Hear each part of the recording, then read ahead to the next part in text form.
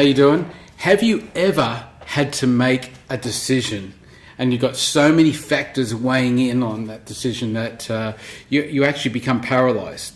We call it analysis paralysis. The choices, the implications can become overwhelming to you. Have you ever been in that situation? I know I have, and today here on Midweek Refuel, I'm going to help you to get things done, and today is all about decision making for pros.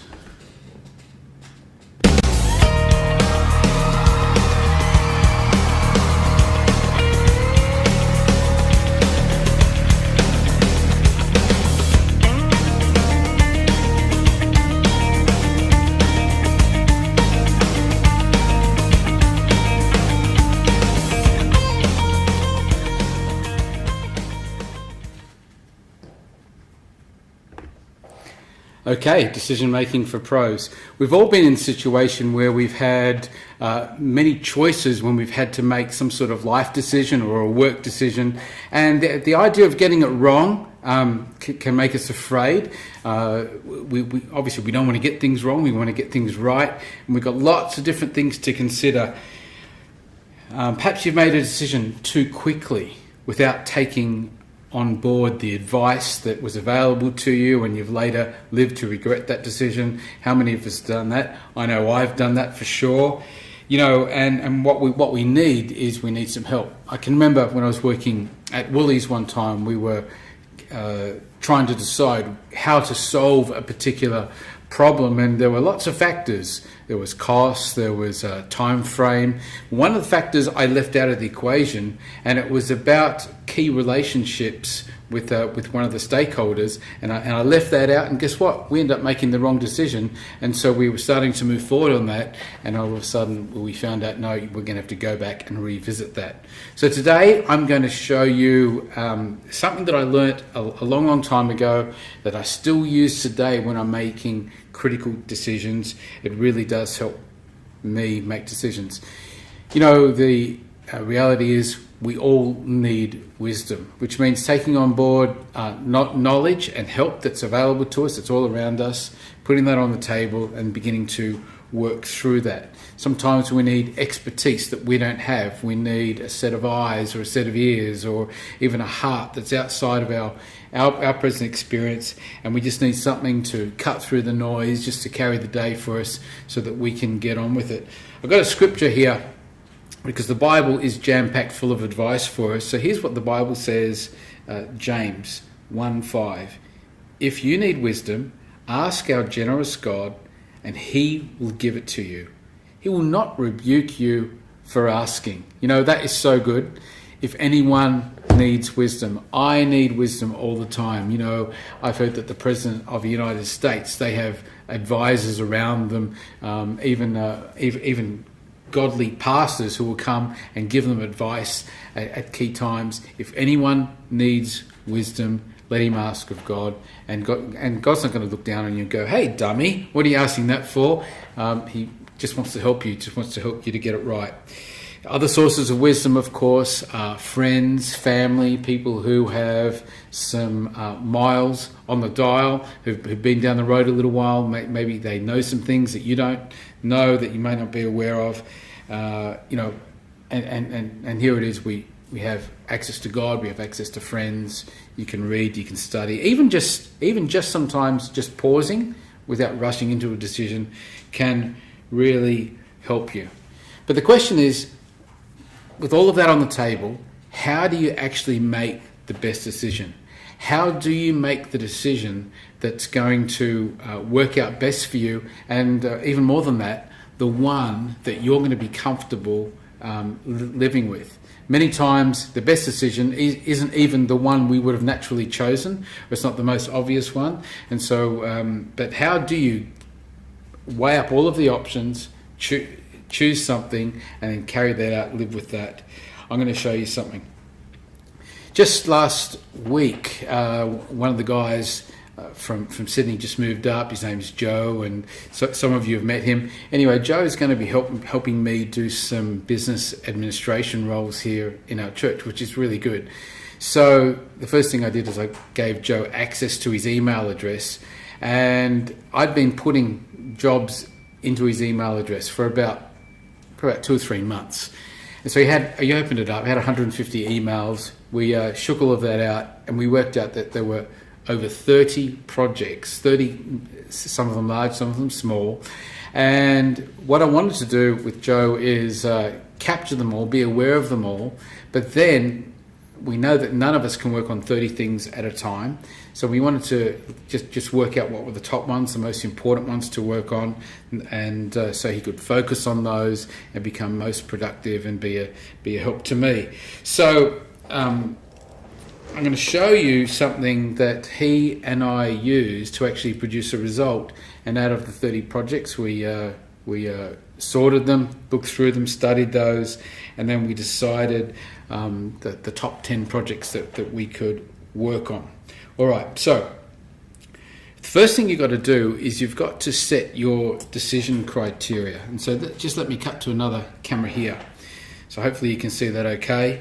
But these are the factors that you're going to use to actually decide. All right, so this is your criteria by which you're going to decide which ones. And so in the case of Joe, I needed to work out what factors were going to help us, and so one of them was that it was going to give time back to me. It was going to save me some time, make me productive.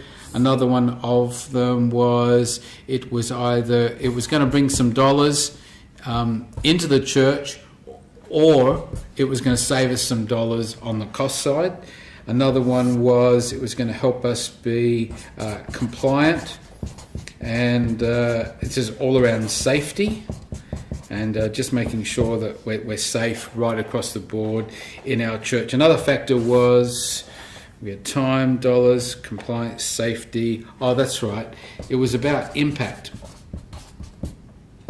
So as we're a church, we want to make a difference in the community. And so these were the factors, these 4. And of the 35 projects, we ranked all of these against these. Now, not all of these factors were the same for us, and this is important. Get your criteria out, write them out, run it by friends, run it by the stakeholders, run it by the people who are going to pay for your project, the people impacted. If it's a decision around your home, then it'd be a good idea to get your husband on board or your wife on board. If it's a decision around your business, then there are business partners and other managers and things that you've got to look at. Perhaps the owners have got to weigh in on it. People are going to pay for it. But let's come back to the criteria and let me show you what I did, because we got these 4 factors out and then we actually had to give them some weight. Right, so we decided that of these 4 factors, the most important was this, and so we gave this a 10. We scored it a 10. All right. We then decided that time was the next score. And sorry for flipping that over. I've got some answers on the other side.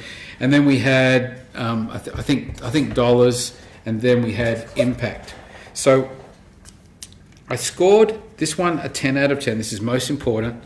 And then 7 out of 10 for time. Relative to this is about 70%. This is about 50% factor. That's about 30% factor. And so I'm now going to use these scores to actually run through the list of projects. So let me flip this over. This is really helpful. And what I've done here is I have got I've listed off about 20 of the projects here. You're going to see those in a moment, and we're just going to begin to score those and actually run through. So, okay, back to my paper. You can see here I've carried those scores across here, and so what I do first of all, I look at list of projects. So we need to do an insurance review. All right, so we need that. It's going to save me some time. So we might have scored that a 3. Yes, we have to have insurance, so that's important for us, but it's not as important as some things. It's not going to really help us change the city or make a difference out there, so I've scored that as 0, and it has potential to save us some money, so we'll just rate that as a 3 as well. Then we have a look at The business calendar, this is all the things we've got to do. Yes, it's going to make me efficient, so it's a bit more, just help me track things and keep on top of stuff. Compliance, maybe a little bit. Impact, probably a bit. And business calendar, I don't know whether it's going to save or make money, but we'd score it. And see, what I'm doing as I progressively move through is I'm scoring these. Here's another one, the Safe Church program. Well, we knew that was a 10 out of 10 for compliance. Has the potential to cost us a lot of money if we get it wrong, so we wanted to score that pretty high as well. We'll give that a 7. Obviously, being a safe church is a great thing. You don't want a reputation as a bad church. And importantly, this was going to take a lot of time to implement and train, and so I really wanted the business manager to be focusing on this, and so I've scored that pretty high right across the board, because some things are going to happen as you'll see. The app content manager, make us a bit more efficient. It's not really about being compliant. Gets a 0 there. Some impact, because that's people facing, community facing, it has that, and probably won't save us much money. I might even just score that a 1. And so on and on I could go, and I could score all of these. Let me show you what I do now though. For my insurance review, I know that I've rated this importance of a factor of 7. So I take 3, multiply it by my score, multiply it by my factor, and I get 21. Over here I get 50. Over here I would obviously get 0, and then I'll get 9. 7 times 5 is 35. 3 times 10, 30. Here I get 15. Here I get 6. 70. 100. 25 and 21, and on I go. I could score all of those. Now what's interesting is I actually sum up these figures here. So 21 plus 50, 71, plus 9 is 80. This one here is 35, 65, 86. And my Safe Church program, 70, 170, 195, 196, 216, I think that is. Okay, so now I'm getting this is my answer. And you can see here that all things considered, I've scored my projects against those, added them up, and considering all of the factors, I see that this should be my number 1 project, number 2, then number 3. Now, what this does for me is this cuts through all of the smoke. It cuts through all of the issues. Now, you might be working on a really big project for a company. This works perfectly, because what you can do is you can bring in so many different factors, and you could list off, there might be a factor around a brand or something that you've got to do, or familiarity with some software, or perhaps there's a key vendor relationship that you've got to maintain, or perhaps this aligns with the architecture that you're trying to bring in, or this one most meets the client's needs. Favourite, cost, reliability. You see, all the factors can be considered here. And people will say to you, yes, but have you considered? And you say, no, not yet. Just add it to your decision criteria, score every single consideration against that. Then at the end, you're going to get an answer. I've used this to buy houses. I've used this to make decisions on strategic decisions around church. Obviously decisions on what projects and things to do, how to get started, and what I want to do.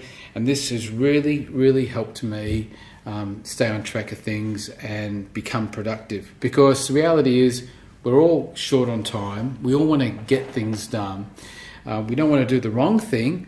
And so doing the right thing really does appeal to us. So I hope that's been helpful today. This is what we're doing here on Midweek Refuel. And so got any questions, shout out. Be more than willing to give a hand. Is this stuff useful? By the way, I should say I wasn't on for Midweek Refuel last week. Actually, I don't even need to say that, because you know that. Somebody suggested that I should call this segment ad hoc refuel or occasional refuel or anytime I feel like it refuel. It's midweek refuel, all right? So that's what we're sticking with. Thank you for joining us today. I've got to spin this outro, which means I'm doing this. See you.